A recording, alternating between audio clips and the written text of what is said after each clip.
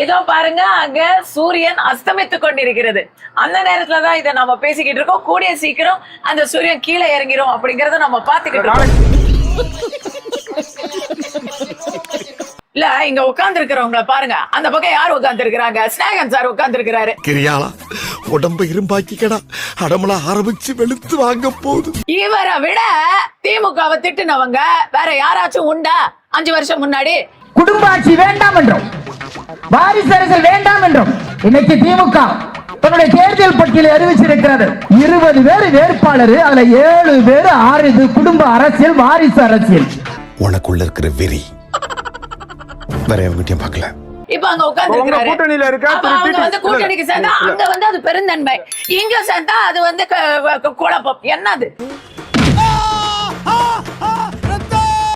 அவங்களுக்கு மட்டும் அது ரத்தம், மத்தவங்களுக்கு தக்காளி சட்னியா? உனக்கு வந்தா ரத்தம், எனக்கு வந்தா தக்காளி சட்னி. நீங்க கேளுங்க அவரை. இப்ப அவருடைய ஸ்பீச், அவர் ஃபேமஸ் ஆனது எதுக்கு? பிக் பாஸை விட அவர் வந்து திமுக விமர்சனம் பண்ணதுனாலதான் ஸ்நேகன் அவர்களுக்கு அரசியல் அடையாளம் கிடைச்சது.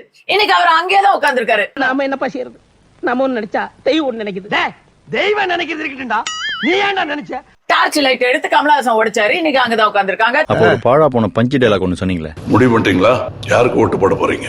குடும்ப அரசியல்ங்கிற பேர்ல நாட்டையே குழி தோண்டி புதைச்சாங்களே அவங்களுக்கா? சிலர்த்து போய் சில்லறையெல்லாம் விட்டுறிஞ்சேன். யாருக்கு ஓட்டு போட போறீங்க? நீ என்னடா சொல்றது? எங்களுக்கு தெரியும். நீ என்னடா சொல்றது? எங்களுக்கு தெரியும். நீ சூத்த மூடு.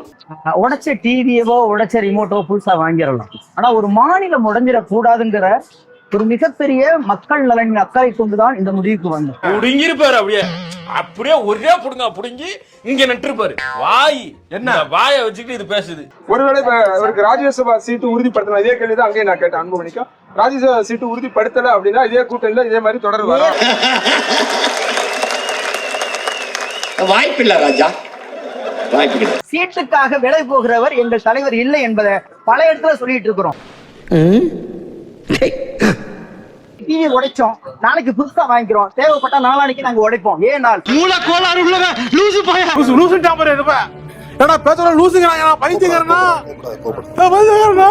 மக்கள் நலன் மட்டும்தான் மக்கள் நீதி மையத்துடைய மையம் என்பதுல எந்த நேரத்துல எந்த சூழல்ல இந்த மாநில நலனும் மக்கள் நலனும் கருதி முடிவெடுக்க வேணுங்கிறதுல நாங்க ரொம்ப தீர்மானமா இருக்கோம்.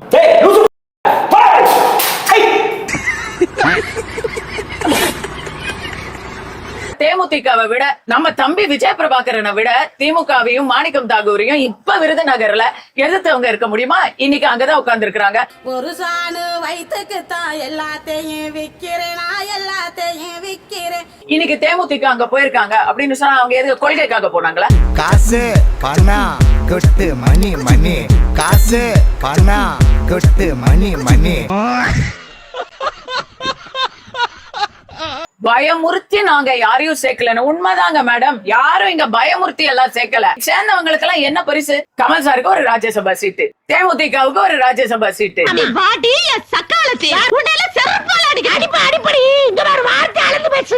இந்த 5 ஆண்டுகளில் எங்கள் தலைவர் அவரை நிரூபித்திருக்கிறார். கடந்த 5 வருஷம் அந்த கேஸ் இப்படியேதான் இருக்கு. இதால மக்கள் பிரச்சனை பேச முடியாது, மக்கள் பிரச்சனை கேட்க முடியாது. இரும்பு கரத்தை வச்சு அடக்கும் சொல்லும், ஆனா இரும்பு கரம் துரு பிடிச்சிருக்கு. ஆனா சப்ஜெக்ட் போட்டோ ஷூட் பண்ணிட்டு விளம்பரம் பண்ண தேடிக்கும். இந்த மாநிலத்தை உயர்த்தி இருக்கிறார். இரட்டை இலக்க பொருளாதாரத்தில் கொண்டு வந்து இந்தியாவில் நம்பர் 1 மாநிலமாக உயர்த்தி இருக்கிறார். இந்த ஒண்ண தாங்க 9 வருஷம் ஊருக்குள்ள சொல்லிட்டு சுத்துறா. திருவிழாவுக்கு போனாலும் இதுதான் சொல்றா, சந்தைக்கு போனாலும் இதுதான் சொல்றா. 21 தேர்தல்ல முதல் கையெழுத்து நாங்க வந்த உடனே நீட்ட விளக்குவோன்னு ஏன் சொன்னீங்க? மாட்நாட மானஸ்த ரகசியம் எங்களுக்கு மட்டும்தான் தெரியும்னு நீங்க தானே சொன்னீங்க. இதெல்லாம் தெரியாம சொல்லிட்டீங்களா? திமுக ஆட்சி காலத்துல ஒரே விஷயம் ஆளுநர் அதுக்கு முட்டுக்கட்டை போட்டாரு. அதை எல்லாமே வெளிப்படையாக மக்கள் முன்னால நடத்துறாங்க, சட்ட போராட்டம் நடத்திருக்காங்க. இன்னும் என்ன நீ பைத்தியக்காரனாவே நடிச்சிட்டு இருக்கறல? நீட்டை எதிர்க்க மட்டும்தான் முடியும், நீட்டை விலக்க முடியாது என்ற உண்மை தெரிந்தும் பொய் வாக்குறுதி கொடுத்தது யார்? பேட்டிய பரபரப்பாக்கி நீங்க பேர் வாங்கணுங்கிறதுக்காக இப்படி ஆதாரம் எல்லாம் பேசக்கூடாது.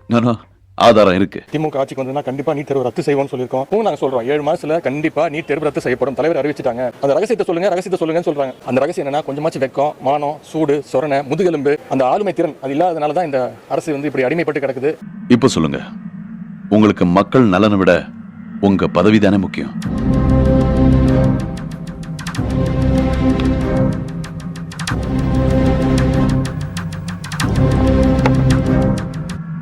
ஏடிஎம்கேவுக்கு இன்னைக்கு 4 சீட்டு சொல்லிருக்காங்களே, அதுல 2 சீட்டு உதயசூரியன் சின்னத்துல போட்டியிட போறாங்க. இல்லங்க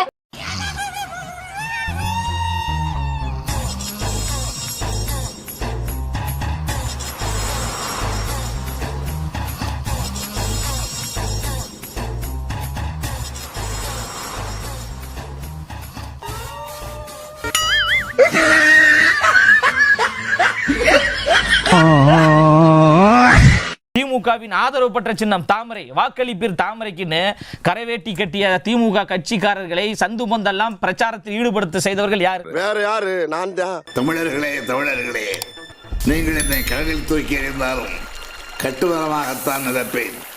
அதில் ஏறி நீங்கள் பயணம் செய்யலாம், கவிழ்ந்து விட மாட்டேன். எனக்கு ஒரு அச்சோ வலியக்க வந்து மாட்டிக்கிட்டானே. ஆத்தா, பையனை கூட்டிட்டு போய் வேப்பல் அடிக்கணும் போல் இருக்குது. நீ சிரிக்காத ஆத்தா. நாங்க போறதுக்கு அப்புறம் உங்களோட காட்டுக்குள்ள உட்கார்ந்து சரி, நின்னுட்டு சரி, சிரிவா சரின்னு சரி. அப்படின்னு தப்பா சொல்லிட்டாரு. பதில் இல்ல, அதனால சிரிக்கிறேன். யோசிக்கிறீங்களோ? இல்ல, பதில் இல்ல. எப்படி சிக்கிரிக்கம் பாத்தியாப்பா? பிஜேபி வளர்த்து விட்டது அவங்கதான், அவ்வளவுதான். என்னைய 14 வருஷமா நீங்க டிவில பாக்குறீங்க. இதெல்லாம் யாரா உன்கிட்ட கேட்டா? யாரா நீ? Mental specialist. நான் சிரிச்சேன் அப்படின்னா அதுக்கு என்ன அர்த்தம்ங்கிறது பப்ளிக்கு தெரியும்.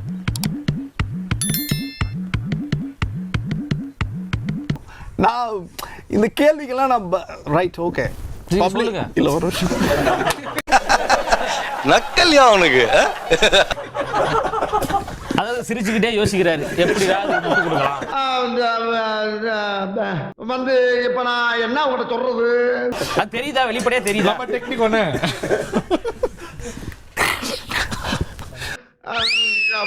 தேவையில்லாத ஐடியாலாம் கொடுத்துட்டு நம்மளை இறக்கி விட்டு படிக்க பாக்குறானே. இவங்கிட்ட போய் நான் என்னத்த பேசுவேன்?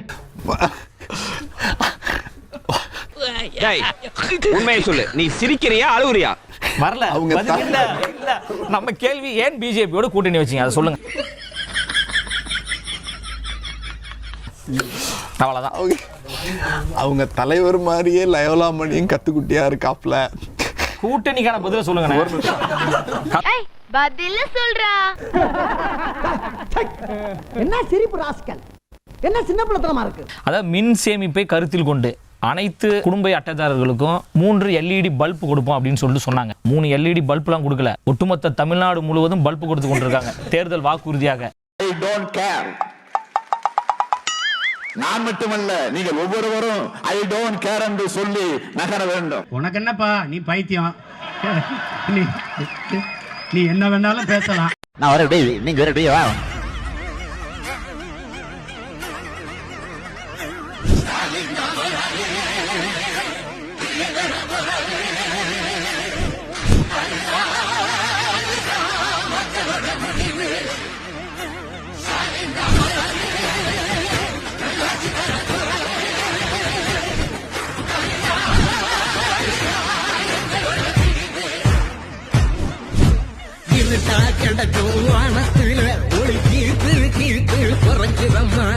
சமூக நீதி, சம உரிமை, சுயமரியாதை நிலைநிறுத்த